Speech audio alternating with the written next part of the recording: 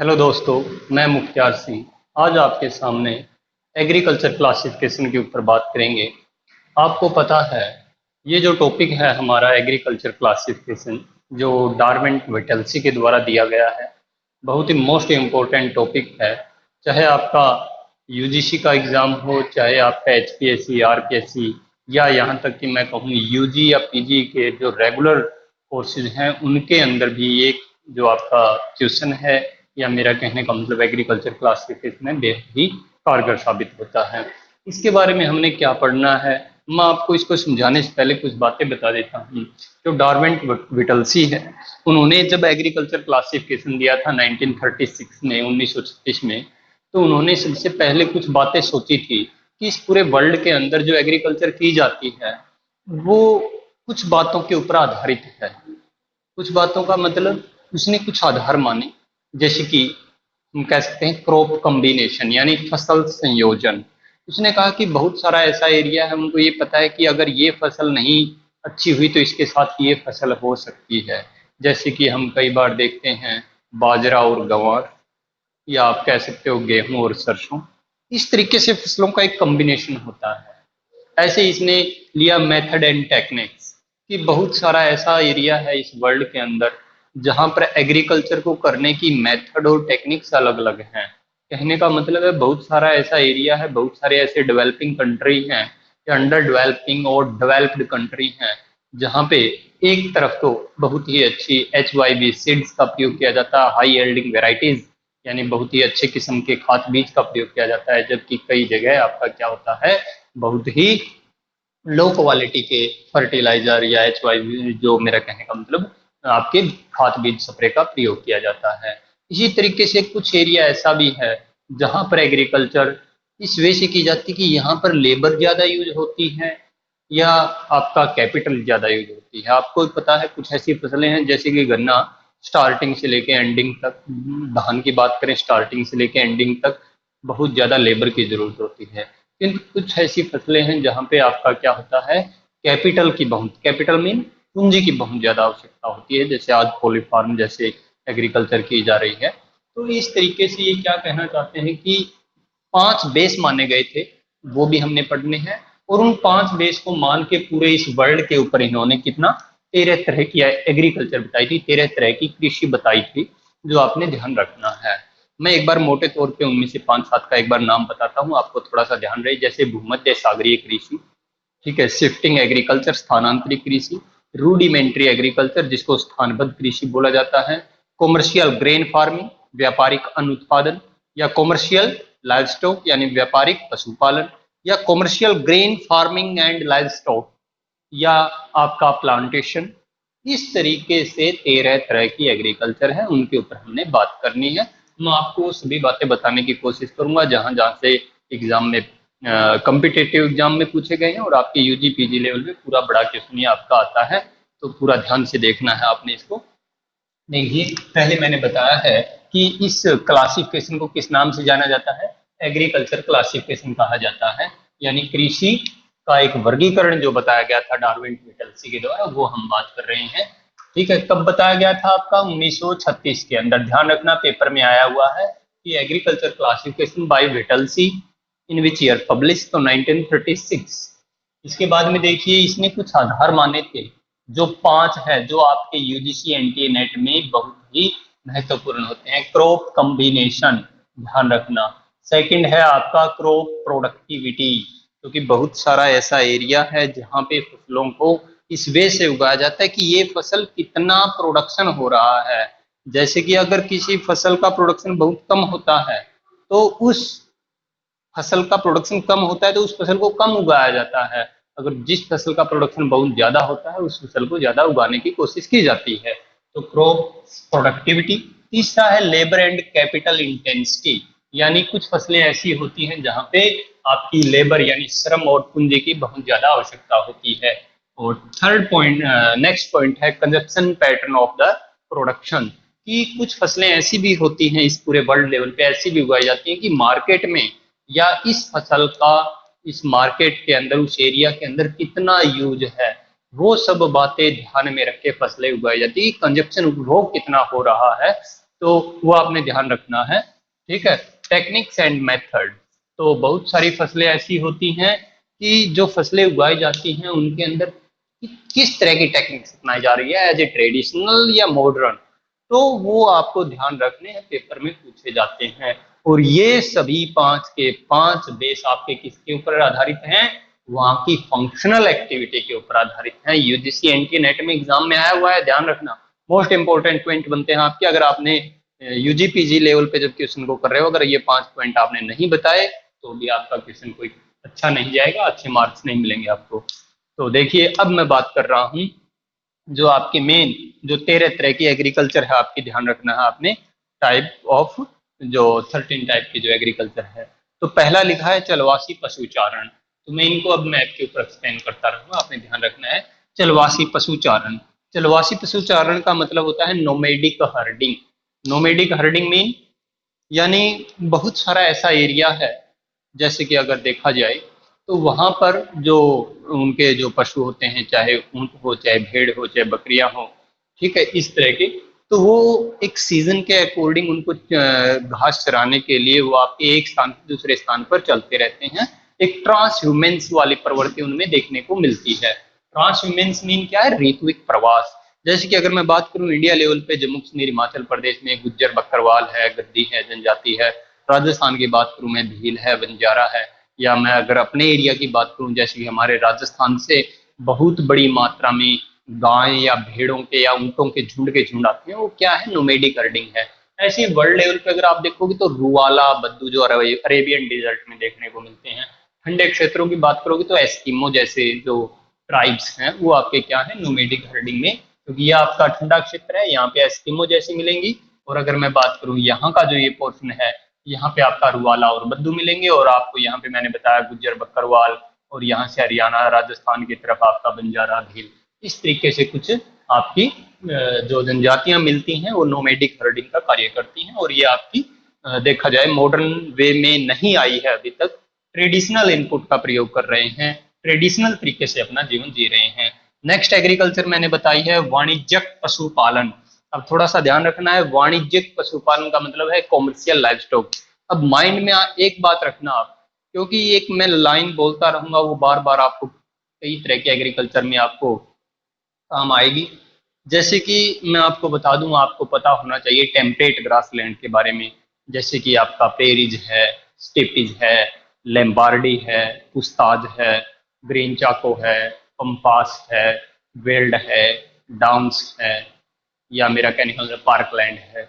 ये जो मैंने ग्रासलैंड आपको बताए हैं वर्ल्ड लेवल पे, सभी के सभी क्या है, शीतोष्ण घास के मैदान हैं।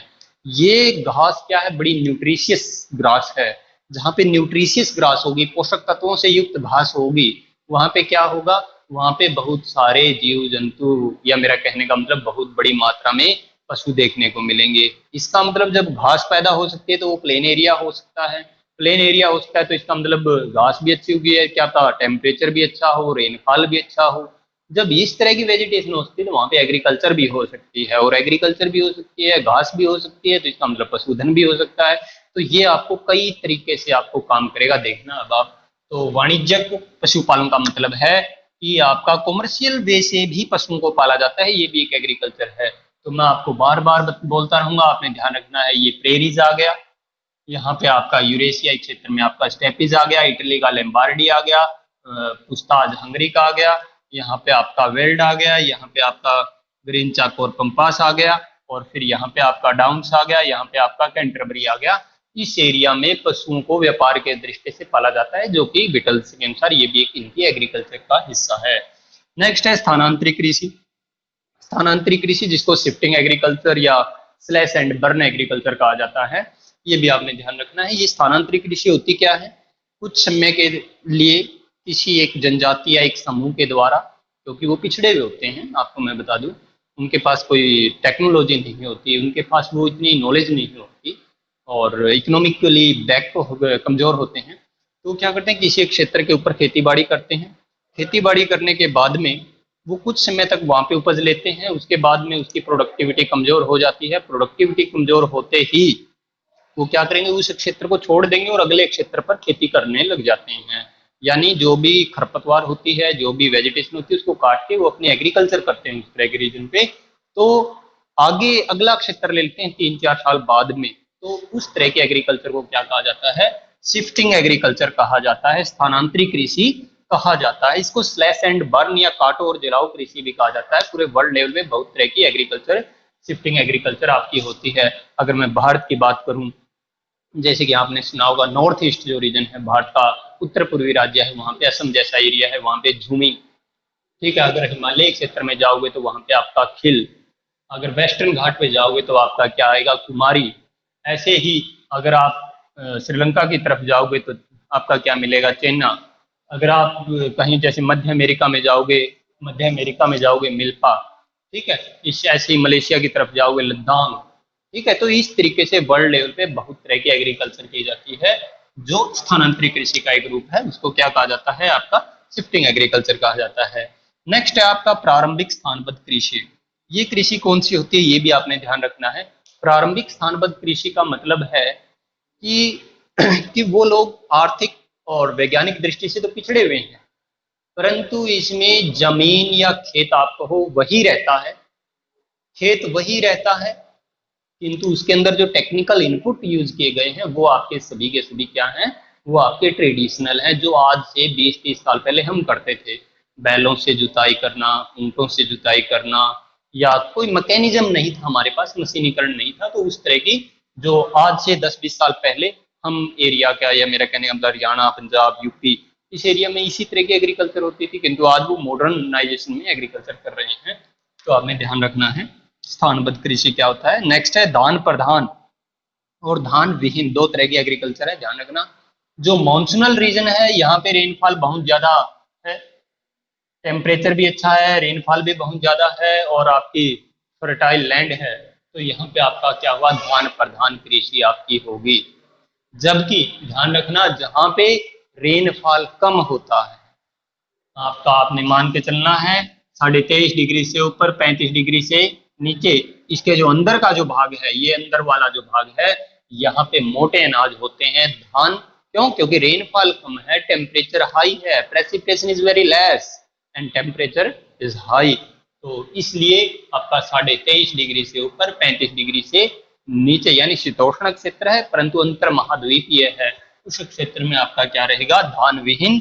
जबकि धान प्रधान कहाँ पे होगा? मानसूनल रेन जहाँ पे हो रहा है वहां पे आपका ज्यादा धान किया जाता है, धान की पैदा ली जाती है, चावल की कृषि की जाती है। नेक्स्ट है आपका निर्वाहक कृषि व पशुपालन।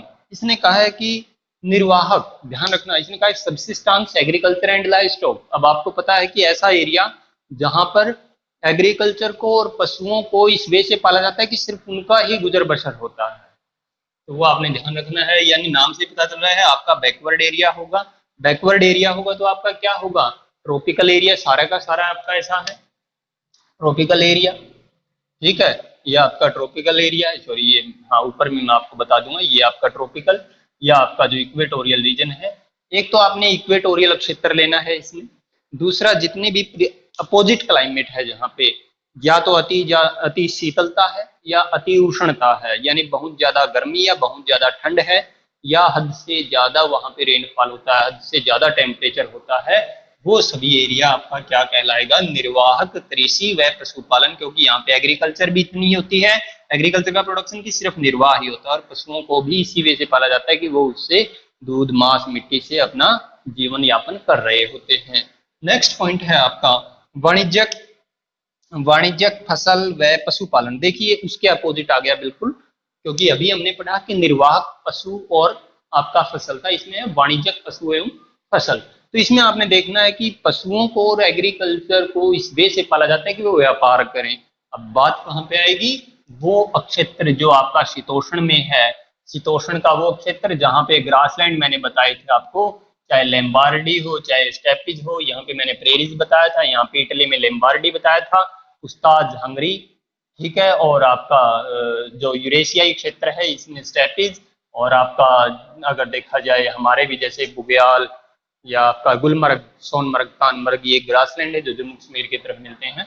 और आपका यहाँ पे वेल्ड आ गया था, और यहाँ पे आपका डाउन्स और कैंटरबरी आया था, और ग्रीन चाक और पंपास आया था। इस तरह के जो रीजन है, जो बहुत ही अच्छी पोषक तत्वों से युक्त घास जो मिलती है, इस एरिया में आपका क्या होता है, आपका वाणिज्यिक फसल व पशुपालन किया जाता है। नेक्स्ट है आपका वाणिज्यिक बागाती। अब ये थोड़ा सा ध्यान रखना है। Commercial plantation. कॉमर्शियल प्लांटेशन का मतलब क्या है कि ऐसा एरिया जहाँ पे प्लांटेशन किया गया है व्यापार की दृष्टि से। जैसे अगर मैं बात करूँ, चाय के बाग आपने सुने हैं अपने एरिया में, असम हमारा नॉर्थ ईस्ट जो रीजन है, इस एरिया में आपके चाय के बागान, थाईलैंड, कंबोडिया, लाओस, यहाँ पे आपके रबड़, हमारे अगर इस एरिया में जाओगे तो आपका कहवा। तो कहने का मतलब क्या है, चाय के बागान है, कहवे के बागान है, रबड़ के बागान है। दक्षिण अमेरिका की तरफ जाओ आप, एजेंडा है, जो भी कहवे के बागान है यहाँ पे, ठीक है। तो ये आपने ध्यान रखना है। या नारियल की बहुत बड़े स्तर पे एज ए प्लांटेशन के रूप में खेती की जाती है, ठीक है। अगर आप इंडोनेशिया की तरफ जाओगे, आपका जो बोलते हैं, जो कुनैन की गोली जो बनती है आपकी, इस तरह की वेजिटेशन यहाँ पे बहुत बड़ी मात्रा में पैदा की जाती है, जो बाडुंग मेन रीजन है इंडोनेशिया का। तो ये जो चाय के बोले, कहवे के बोले, रबड़ के बोले, इस तरह के बागान का बहुत बड़े लेवल पे जब पैदा ली जाती है एक व्यापार की दृष्टि से, तो उसको क्या कहा जाता है, वाणिज्यिक बागाती कृषि बोला जाता है।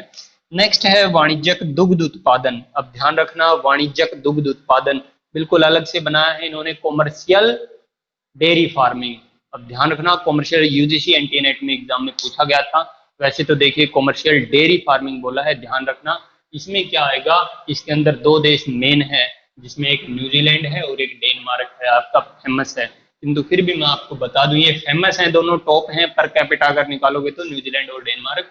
वैसे आपका जो ग्रासलैंड क्षेत्र है वहां पर आज क्या किया जाता है, पशुओं को बहुत बड़े स्तर पर पाला जाता है।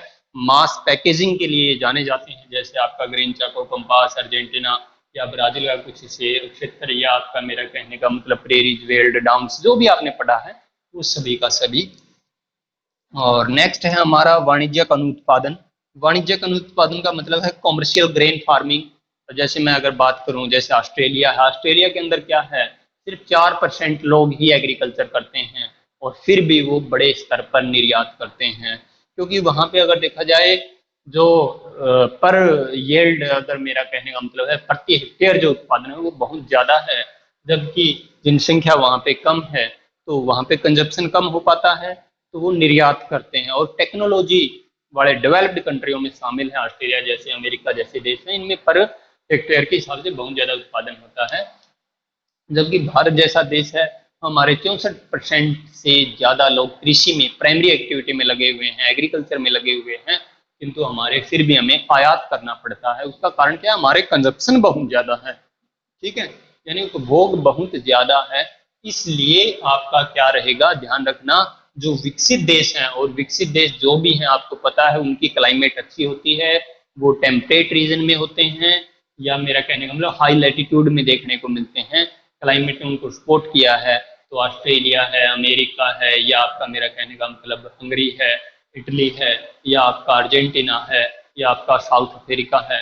किंतु इनमें सबसे मेन ऑस्ट्रेलिया और अमेरिका आपने ध्यान रखना है, जो कि वाणिज्यिक अनुत्पादन के इस तरीके से या कॉमर्शियल ग्रेन फार्मिंग के पर्पज से आपका एग्रीकल्चर को करते हैं। नेक्स्ट है भूमध्य सागरीय यानी मेडिटेरियन एग्रीकल्चर। इसकी मैं एक आपको खास बात बताता हूँ, जो एग्जाम में कई बार पूछा गया आपका प्रश्न है। 30 से 42 डिग्री के बीच में आप जाइए, महाद्वीप का पश्चिमी क्षेत्र आपका क्या कहलाएगा, सीएस क्लाइमेट कहलाता है। 30 से 42 डिग्री, अब यहाँ पे ऐसे चलोगे, 30 से 42 डिग्री महाद्वीप का पश्चिम, ये आ गया आपका। इसके बाद में इतना ही आप नीचे साउथ हेमिस्फीयर में आ जाइए, 30 से 42 के आसपास का ये पोर्शन आ जाएगा आपका यहाँ पे, ठीक है। ये भी आपका सीएस आ जाएगा, यहाँ पे भी आपका सीएस आ जाएगा, यहाँ भी आपका सीएस आ जाएगा, यहाँ भी आपका सीएस आ जाएगा। तो आपने इसको ध्यान रखना है।